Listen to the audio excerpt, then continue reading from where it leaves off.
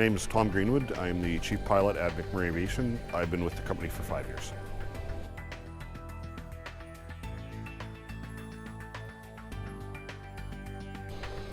The highest risks of working alone would be when we're doing operations with a single pilot airplane, where you don't have another crew member there to help you. A lot of the locations we go are remote by virtue of the fact that you have to take an airplane to get there. So there's not going to be a lot of help in the event of an emergency or an accident. The highest risk factors would be injuring yourself to the point that you need help to get out of a situation. Most of the time you're going to a lodge or a remote facility where there's other people.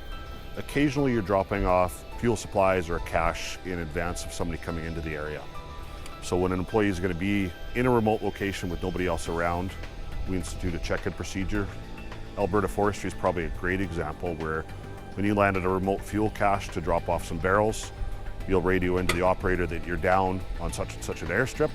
If they don't hear from you in 30 minutes, they're going to send somebody out to check on you, try to contact you, or maybe send a helicopter over from an adjacent airstrip to see what the delay is. But for the most part, you do have to go into the situation planning to be able to rely on yourself.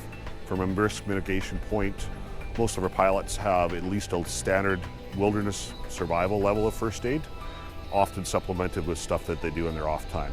If they're into doing things in the bush, they often quite gravitate towards that job. So people that enjoy quadding, hunting, fishing, things like that often have a pretty good sense of what it takes to operate in the bush by themselves. So those people tend to gravitate towards this work as well.